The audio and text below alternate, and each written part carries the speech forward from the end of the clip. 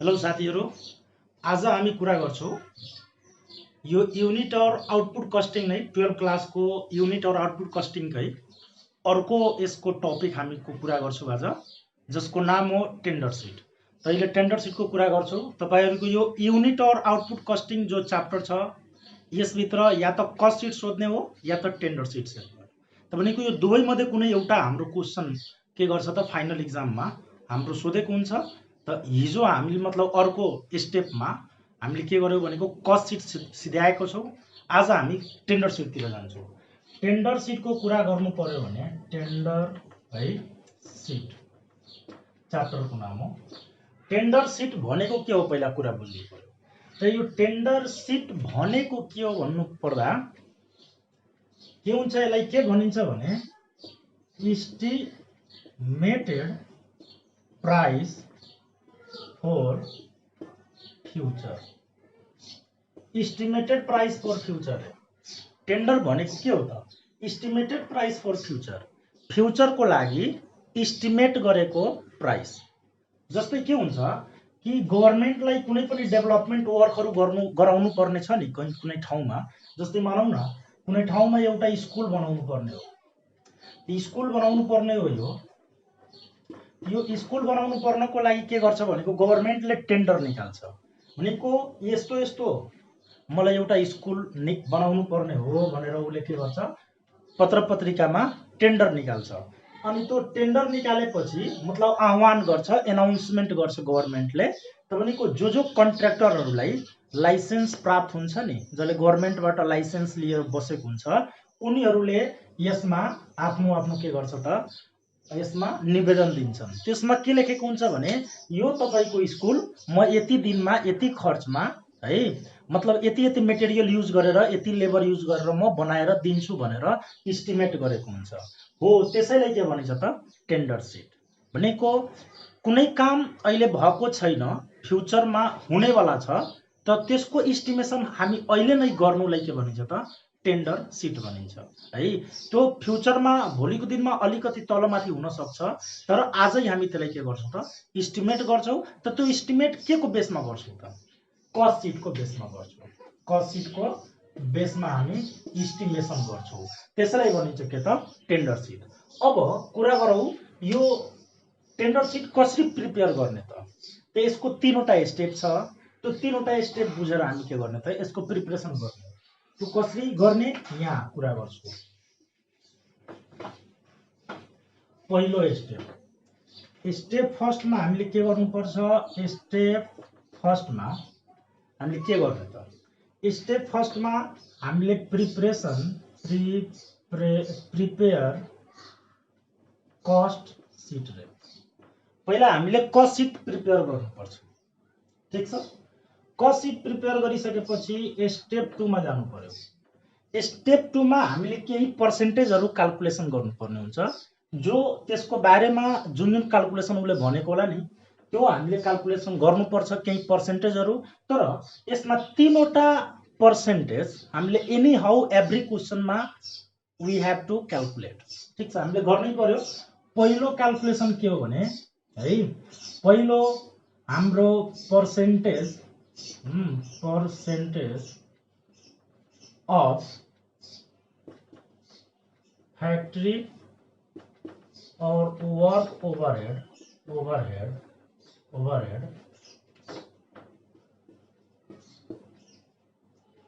on the basis of direct wages। बुझ्यो भाइ। हामीले सुरुमा फ्याक्ट्री और वर्क ओभरहेडको पर्सेन्टेज एनी हाउ काट्नुपर्छ, एनी हाउ, ठीक छ। फ्याक्ट्री और वर्क ओभरहेडको पर्सेन्टेज तपाईले क्याल्कुलेसन गर्नै पर्छ एभ्री क्वेशनमा जसमा टेन्डर सिट बनाउन भनेको छ। अनि त्यो के को बेसमा काट्ने त यसको पर्सेन्टेज डाइरेक्ट वेजेसको बेसमा काट्ने। यदि क्वेशनले तोकेको छैन कि यसको बेसिसमा काट्नुस् त हामीले डाइरेक्ट वेजेसको बेसमा काट्नुपर्छ। यदि क्वेशनले तोकेको छैन, डाइरेक्ट वेजेस र डाइरेक्ट लेबर एउटै कुरा हो, तर क्वेशनले यदि तोकिदियो अलरेडी डिटरमाइन गरिदियो कि यसको बेसमा काट्नुस् त त्यसैको बेसमा काट्नुपर्छ।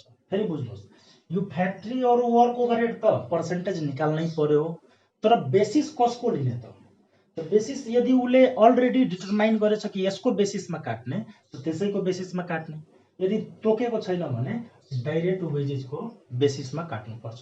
त्यसको पर्सेन्टेज कसरी फाइन्ड आउट गर्ने त जसको पर्सेन्टेज फाइन्ड आउट गर्नु छ त्यो माथि भइहाल्यो है, फ्याक्ट्री और वर्क ओभरहेड, अनि हामीले तल डिभाइड गर्नु पर्यो डाइरेक्ट वेजेस, इन्टु के गर्ने 100%, यसरी निकाल्ने हो। जसको बेस छ त्यो तल भइहाल्यो, जसको निकाल्नु छ त्यो माथि भइहाल्यो। त्यस्तै percentage of office and administrative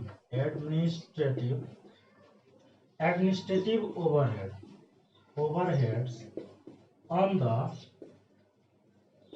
basis of factory cost rate। यदि उसले तोकेको छ, जस्तै यो अफिस एन्ड एडमिनिस्ट्रेटिभ ओभरहेड त हामीले फाइन्ड आउट गर्नै पर्छ। सुरुमा फाइन्ड आउट गर्ने फ्याक्ट्री और वर्क ओभरहेड, अनि त्यसपछि भनेको अफिस एन्ड एडमिनिस्ट्रेटिभ ओभरहेड हामीले फाइन्ड गर्नै पर्छ। क्लियर होला है, त्यो फाइन्ड गर्नै पर्छ। तर भनेको overhead on the basis of के त फ्याक्ट्री कस्टको बेसिसमा हामीले यसलाई निकाल्ने।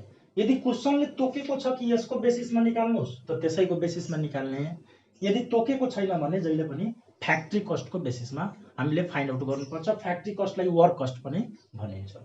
भनेको यसको निकाल्दा के गर्ने, अफिस एन्ड एडमिनिस्ट्रेटिभ ओभरहेड माथि राख्नु पर्यो, र कसको बेसिसमा हामी काट्न गइरहेको छु त फ्याक्ट्री कस्टको, त फ्याक्ट्री कस्ट के गर्नु पर्यो तल राख्नु पर्यो, इन्टु के गर्ने भनेको 100%। सकिन्छ। यसपछि सी नम्बरमा हामीले जहिले पनि काट्नुपर्छ percentage of selling and distribution overheads on the basis of factory cost। यहाँ पनि त्यस्तै हो, हामीले percentage of selling and distribution overhead के को बेसिसमा काट्नुपर्छ त फ्याक्ट्री कस्टको बेसिसमा। यदि क्वेसनले तोकिदियो कि यसको बेसिसमा काट्नु त त्यसैको बेसिसमा काट्ने, यदि तोकेको छैन भने हामीले फ्याक्ट्री कस्टको बेसिसमा काट्नुपर्छ, यसको पनि अनि यसको डाइरेक्ट वेजेसको बेसिसमा काट्नुपर्छ। एभ्री क्वेसनमा जसमा टेन्डर सिट हामीले प्रिपेयर गर्नुपर्ने हो भने यसरी क्याल्कुलेसन हुन्छ। अनि यसको निकाल्नु पर्यो भने माथि के हुन्छ त selling and distribution overheads divided by के गर्ने त भनेको फ्याक्ट्री कस्ट इन्टु के गर्ने त 100% भइहाल्यो। यो तीनवटा पर्सेन्टेज यही काट्नुपर्छ, फ्याक्ट्री ओभरहेडको, त्यसपछि अफिस एन्ड एडमिनिस्ट्रेटिभ ओभरहेडको, त्यसपछि सेलिङ एन्ड डिस्ट्रिब्युसन ओभरहेडको तीनवटा पर्सेन्टेज हामीले यनी हाउ काट्नुपर्छ। यो तीनटा पर्सेन्टेज काटिसकेपछि अब हामीले के गर्नु पर्यो भने यो तीनवटा पर्सेन्टेज काटिसकेपछि एउटा अझ पर्सेन्टेज यहाँ कुरा गरौँ, एउटा अझ पर्सेन्टेज हामीले क्याल्कुलेट गर्नुपर्ने हुन्छ। त्यो पर्सेन्टेज यहाँ कुरा गर्दैछु। त्यो हरेक क्वेसनमा हुँदैन, जसमा नेट प्रॉफिट को पर्सेन्टेज गिभन हुँदैन नि त्यसमा मात्र। यो त अनिवार्य हो, तर भनेको यो पर्सेन्टेज हामी निकाल्छौँ पर्सेन्टेज अफ नेट प्रॉफिट को नदिएको बेला अन बेसिस अफ के त सेल्स। जहिले पनि यसको बेसिस के लिने त सेल्स लिने हो। भनेको यहाँ के गर्ने नेट प्रॉफिट डिवाइडेड बाइ के हुन्छ त यहाँ सेल्स हुन्छ, इन्टु के गर्ने त 100% भइहाल्यो। अब स्टेप 3 को कुरा गरौँ। यो जहिले पनि कट्दैन है, यहाँ मैले स्टार दिए, यो जहिले पनि काटिदैन। कुन बेला यसलाई पर्सेन्टेज निकाल्ने, जब नेट प्रॉफिट तपाईको क्वेसनमा अवेलेबल हुँदैन। क्लियर भयो होला। अब स्टेप 3 मा हामीले के गर्नुपर्छ, यहाँ हामीले प्रिपेयर के गर्नुपर्छ प्रिपरेसन अफ टेन्डर सिट। यहाँ हामीले लास्टमा टेन्डर सिट प्रिपरेसन गर्नुपर्छ। यही तीनवटा स्टेप हो। पहिलोमा कस्ट सिट प्रिपरेसन गरिहाल्ने, त्यसपछि यो तीनवटा पर्सेन्टेज क्याल्कुलेसन गरिहाल्ने, यसको बेसिस तोकेको छ भने त्यही बेसिस लिने जुन तोकेको छ, तोकेको छैन भने यसको लागि डाइरेक्ट वेजेस, यसको लागि फ्याक्ट्री कस्ट, यसको लागि पनि फ्याक्ट्री कस्ट यसरी। अनि लास्टमा हामीले के गर्नुपर्छ, टेन्डर सिट प्रिपरेसन गर्नुपर्छ। जब नेट प्रॉफिट दिँदैन त्यो कन्डिसनमा बताउँछु क्वेसनमा, तब यो भनेको नेट प्रॉफिटको पनि पर्सेन्टेज काट्ने, अदरवाइज यो तीनवटा त अनिवार्य काट्नै पर्छ। यतिकै रुल हो। अब एउटा क्वेसन सोल्भतिर हामी जान्छौँ, एउटा क्वेसन सोल्भ गर्छौँ।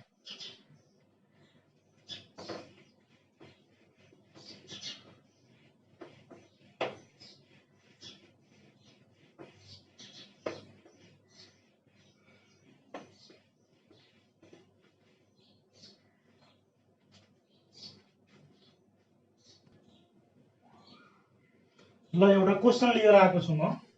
यो 2074 मा सेट ए सोधेको क्वेसन हो, 2074 को क्वेसन हो। यसलाई सोल्भ गर्छु हामी।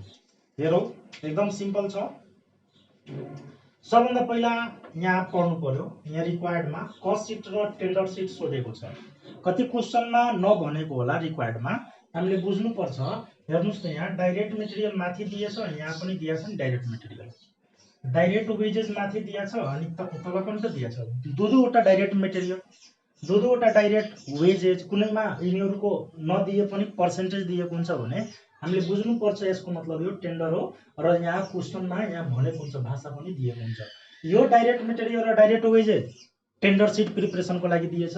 यो डाइरेक्ट मटेरियल र डाइरेक्ट वेजेस भनेको कस्ट सिटको लागि दिएको छ। भनेको सबभन्दा पहिला कस्ट सिट बनाउनु पर्यो, कस्ट सिट बनाउनु पर्यो। यसमा के हुन्छ नि, यो यसको कस्ट सिटमा त्यति लामो हुँदैन जुन हामीले सुरुको कस्ट सिट पढ्यौँ, एकदम नर्मल हुन्छ र मेन टपिक लिएर बनाउनु पर्यो।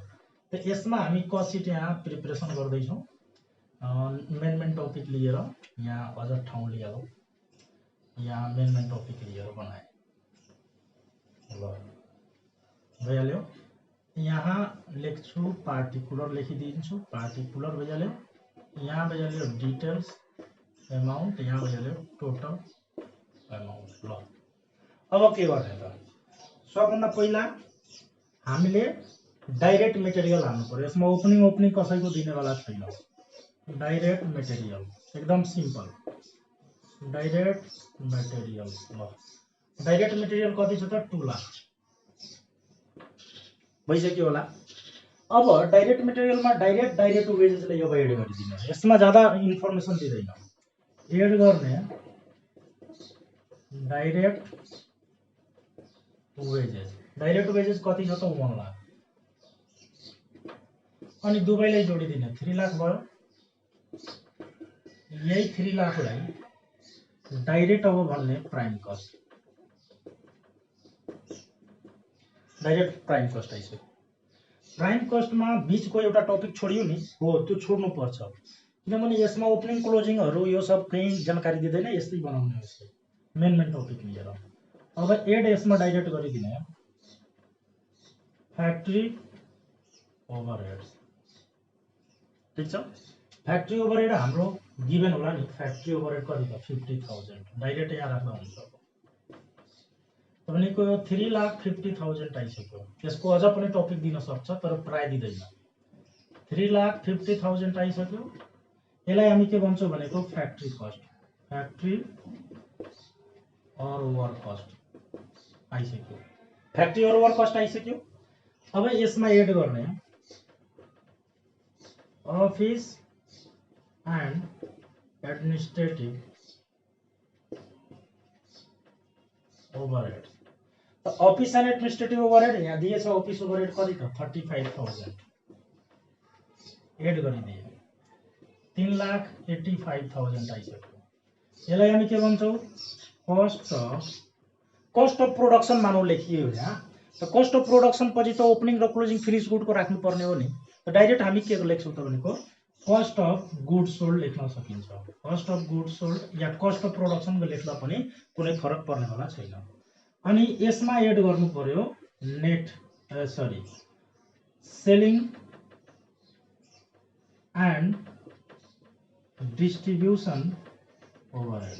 ल सेलिङ एन्ड डिस्ट्रिब्युसन ओभरहेड यहाँ दिएकै छ, नदिन पनि सक्छ, दिँदैन भने 0 राख्नु होला। यहाँ यो पनि कति दिएको छ भने हाम्रो अफिस एन्ड एडमिनिस्ट्रेटिभ ओभरहेड त 35,000 दिएन नि, हाम्रो कति दियो त 70,000 दियो। यहाँ त 70,000 हो। ल 70,000 राखे, कति भइहाल्यो? यसलाई जोडेपछि कति भइहाल्छ? यो 4,20,000 भइहाल्छ। अनि सेलिङ ओभरहेड कति त 35,000। यो कति भइहाल्यो? डी नम्बरमा टोटल कस्ट आइसक्यो 4,55,000। अनि 4,55,000 मा एड गर्नु पर्यो नेट प्रॉफिट। अनि नेट प्रॉफिट एड गरेर जो आउँछ त्यसलाई के भन्छ त? सेल्स भन्छ। अब नेट प्रॉफिट को लागि पर्सेन्टेज दिए होला नि, यहाँ दिएछ। ल सेलमा नेट प्रॉफिट 10% अन सेल रे, यो दुवैको लागि युज हुन्छ, टेन्डरको लागि पनि अनि हाम्रो टेन्डरको लागि पनि र कस्ट को लागि पनि, दुवैको लागि युज हुन्छ। त 10% on sale, a sale is not available, sale कहीं दिएको छैन भने फर्मुला लगाऊ पढेको अनुसार। यहाँ net profit is equal to total cost into given percentage by 100 minus given percentage. मैले फर्मुला लेखाएको थिएँ, when percentage of profit given on sale, a sale is not available, त्यस्तो बेलामा हामीले यो फर्मुला एप्लाई गर्नुपर्छ। अनि हामीसँग टोटल कस्ट चाहिँ कति छ त? 4,55,000 इन्टु गिवन पर्सेन्टेज कति छ त? 10। 100 बाट 10 माइनस गर्नुस्, त्यो कति भयो? 4,55,000 है। यो डाइरेक्ट गरिदिन्छु म यहाँ, डाइरेक्ट 100 बाट 10 माइनस गरेपछि कति हुन्छ त? 90। यो कति भ्याल्यु त? 0 0 कट्यो अनि 9 ले यसमा डिभाइड गर्नु, क्याल्कुलेसन गर्छु।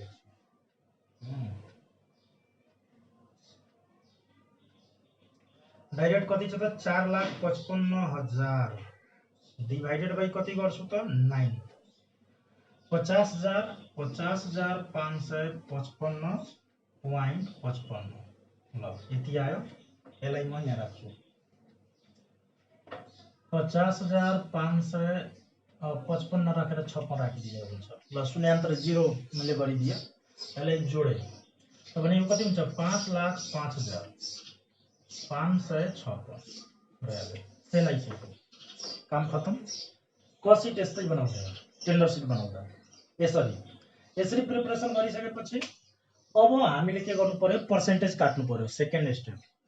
यहाँ क्वेशनमा हेर्नुस् त कसैको यहाँ के भन्छ? Following cost estimated were made for estimated the tender है। अनि यहाँ कसैको बेसिस तोकेको छैन कि डाइरेक्ट मटेरियल को जस्तै फ्याक्ट्री ओभरहेड को पर्सेन्टेज के को बेसमा काट्ने, अफिस एन्ड एडमिनिस्ट्रेटिभ को के को बेसमा काट्ने, सेलिङ एन्ड डिस्ट्रिब्युसन को के को बेसमा काट्ने भनेर कहीं दिएको छैन। दिँदैन भने हाम्रो फर्मुलामा पढेको अनुसार गर्ने हो, दियो भने जेमा बेसिस दिन्छ त्यसैमा काट्ने हो। ल यहाँ के गरे? सबभन्दा पहिला हाम्रो के हुन्छ त? पर्सेन्टेज अफ, जस्तै यहाँ percentage of factory overhead on the basis of direct wages रे, किनभने यहाँ तोकेको छैन डाइरेक्ट वेजेस को बेसिसमा पर्सेन्टेज काटिरहेको छु भनेको जसको पर्सेन्टेज काटिरहेको छु त्यो माथि हुन्छ नि त, factory overhead divided by direct wages into 100%। ल त भनेको फ्याक्ट्री ओभरहेड है, फ्याक्ट्री ओभरहेड हाम्रो खोज्नु पर्यो। त त्यो फ्याक्ट्री ओभरहेड कहाँबाट उठाउने त? अहिलेसम्म यो छ हामीसँग, यो अहिले हेर्नु पर्दैन क्वेशनलाई, अहिलेसम्म यो छ र यसलाई हेरेर यो हामीले पर्सेन्टेज काट्ने हो। यो कस्ट सिट को इन्फर्मेसनहरु हेरेर हामीले पर्सेन्टेज काट्ने हो। यसलाई हेर्नु पर्दैन, क्वेशनलाई हेर्नु पर्दैन। कतिजना क्वेशनलाई हेरेर बनाउँछ, हिसाब बनाइ बिगाडिहाल्छ। त्यसैले भनेको फ्याक्ट्री ओभरहेड हाम्रो यहाँ कति आएको छ त? 50,000। ल यहाँ 50,000 डिवाइडेड बाई यहाँको फ्याक्ट्री ओभरहेड हेर्नुस् 50,000 राखे। अनि डाइरेक्ट वेजेस यहीँको डाइरेक्ट वेजेस कति छ त? 1 लाख यहाँ राखे। इन्टु के गरिदिए 100%, कति आउँछ त्यसलाई गरौँ हामी। त्यसलाई गरेपछि यो तीनवटा कट्छ र यो 50 दुना त 50%, ल 50% आयो, नो प्रब्लम। अगाडि बढ्छौँ। अर्को percentage of office and administrative overhead on the basis of factory cost, किनभने यहाँ तोकेको छैन, हामीले फ्याक्ट्री कस्टकै बेसिसमा निकाल्नु पर्ने हुन्छ। यहाँ तोकेको छैन, फ्याक्ट्री कस्टको बेसिसमा काट्ने। त यहाँ के लेख्नु पर्यो, office and administrative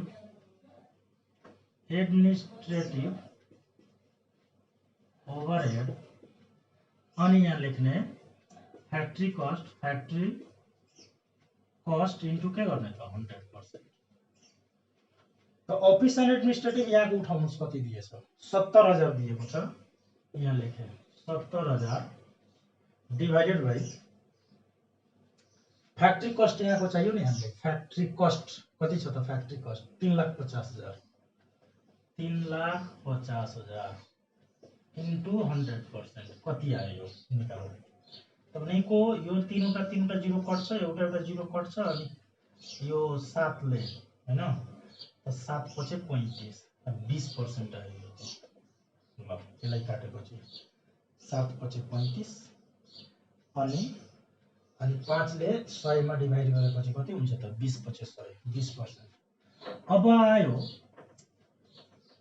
percentage of selling and distribution overhead on the basis of factory cost.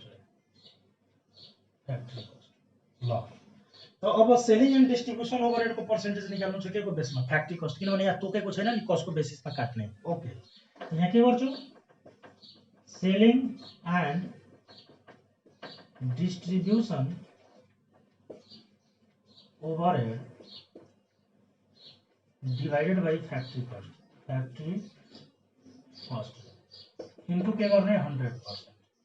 त सेलिङ एन्ड डिस्ट्रिब्युसन ओभरहेड हाम्रो कति छ त, 35,000 छ, 35,000 डिवाइडेड बाई के गर्नु पर्यो, फ्याक्ट्री कस्ट है। यहाँ पनि फ्याक्ट्री कस्ट कति छ, 3,50,000, 3,50,000 इन्टु 100%, त्यसलाई पर्सेन्टेज निकालौ।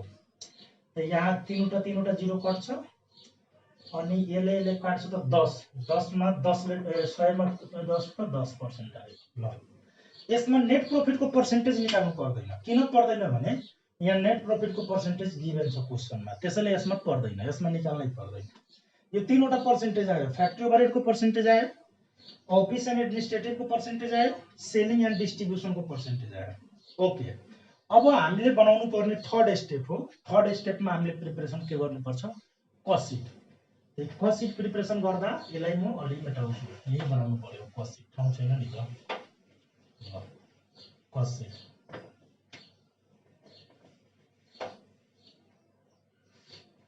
सिट प्रिपरेसन गर्दा कस्ट सिट भनेको टेन्डर सिट अब हामीले बनाउनु पर्यो टेन्डर सिट। त टेन्डर सिट प्रिपरेसन गर्दा सेम फर्मेट बुझ्नु होला। यसमा यो वर्डहरु सेम हुन्छ, तपाईको यो वर्डहरु जति छ, यो सेन्टेन्सहरु यो सेम राख्ने हो, खाली यसको के हुन्छ त अमाउन्ट चेन्ज हुँदै जान्छ। हेर्नुस् कसरी हुन्छ, यसको यहाँ अमाउन्ट भइहाल्यो, अलिकति अझ ठुलो बनाइदेऊ, बढी अमाउन्ट होला। पहिला पनि मेटाउँछु एकछिनमा। हेर्नुस्, सबभन्दा पहिला हामीलाई यहाँ पार्टिकुलर लेख्नु पर्यो नि त। यहाँ लेखिदिए पार्टिकुलर, यहाँ लेखिदिए डिटेल अमाउन्ट, यहाँ लेखिदिए टोटल अमाउन्ट। ओके, अब हेर्नुस्, सबभन्दा पहिला हामीलाई के चाहियो त, यहाँ पनि डाइरेक्ट मटेरियल चाहियो। सेम मैले भने नि सेम सेन्टेन्स हुनु पर्यो। यस, तपाईको यहाँ पनि के चाहियो त, डाइरेक्ट मटेरियल चाहियो। डाइरेक्ट मटेरियल कुनै क्वेशनमा डाइरेक्ट मेटेरियल टेन्डरको लागि छुट्टै गिभन हुँदैन, एक दुईवटा क्वेसन छ त्यस्तो, त्यसको बारेमा कुरा गर्छौँ हामी। तर प्राय क्वेसनमा नि तपाईँको कस्ट सिटको लागि छुट्टै डाइरेक्ट मेटेरियल भर्खर दिएको थियो, मैले मेटाएँ यहाँ क्वेसनमा हेर्न सक्नुहुन्छ ओल्ड इज गोल्डमा। र तपाईँको टेन्डर सिटको लागि छुट्टै डाइरेक्ट मेटेरियल गिभन हुन्छ। त यो जो डाइरेक्ट मेटेरियल यो दिएको छ यो तल दिएको थियो कसको लागि त भनेको टेन्डर सिटको लागि। ओके, त यसको लागि हामी यसलाई यहाँ रेकर्ड गर्छौँ, कति लाग्छ 1,20,000, यो टेन्डरको हो। ओके, अब यसमा एड गर्ने हो, किनभने सेन्टेन्स त सेम हो भाषा। डाइरेक्ट वेजेस रे, डाइरेक्ट वेजेस, डाइरेक्ट वेजेस हाम्रो चाहिँ कति छ यहाँ दियो 80,000, 80,000 एड गरे, अरू केही छैन जानकारी। अब यसलाई जोडे, जोडेपछि कति लाख भयो त 2 लाख, यहाँ पनि 2 लाख, 2 लाख भयो। अब यसलाई नै के भनिन्छ त प्राइम कस्ट, प्राइम कस्ट हाम्रो आइसक्यो। अब प्राइम कस्टमा के एड गर्ने क्वेसन अनुसार, फ्याक्ट्री ओभरहेड, फ्याक्ट्री और वर्क ओभरहेड हैन, त फ्याक्ट्री ओभरहेड। अब यहाँ कुरा बुझ्नुस् त, तपाई यो टेन्डर सिट बनाइराख्दा टेन्डर सिटको लागि तपाईको डाइरेक्ट मेटेरियल गिभन छ, ओके डन। टेन्डर सिट बनाउनको लागि डाइरेक्ट वेजेस पनि दिएको छ, नो प्रब्लम। अब नेट प्रॉफिट र त्यो लास्टमा काम लाग्ने हो। अब टेन्डरको लागि अझ कुनै इन्फर्मेसन छ र क्वेसनमा छैन। अब डाइरेक्ट मेटेरियल राखिसक्यो, डाइरेक्ट वेजेस पनि राखिसक्यो, छुट्टा छुट्टै दिया थियो, कस्ट सिटको लागि छुट्टै दिया थियो र टेन्डरको लागि छुट्टा छुट्टै दिएको छ, त्यो राखिसक्यो। प्राइम कस्ट पनि आइसक्यो।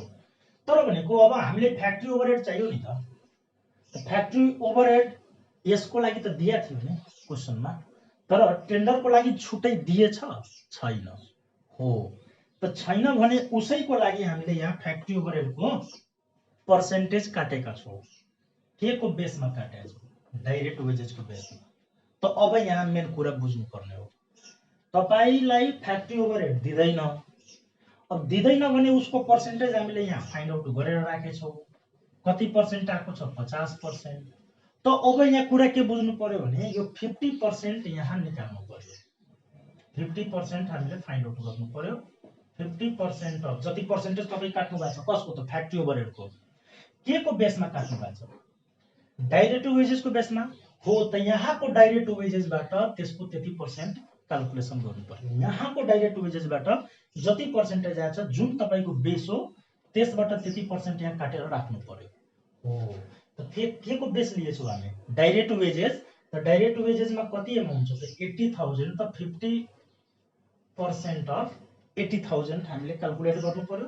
त यो कति हुन्छ भने 8 × 40 भनेको मलाई लाग्छ यो 40,000 हुन्छ। ओके, अब फ्याक्ट्री ओभरहेड आइसक्यो। अब यसलाई हामी यहाँ राख्छौं 40,000, यहाँ डाइरेक्ट राख्दा पनि हुन्थ्यो। अनि यो 2,40,000 आइसक्यो। यसलाई चाहिँ के भन्ने, यसलाई के भन्ने त फ्याक्ट्री कस्ट भन्ने हो। यसलाई आइसक्यो फ्याक्ट्री कस्ट। अब तलको मेटाउँछु, यसको काम चाहिँ सायद यतिकैमा 8 छ होला, आट्दैन भने यसलाई पनि मेटायो हुन्छ नि, यो बुझिसक्यो होला नि।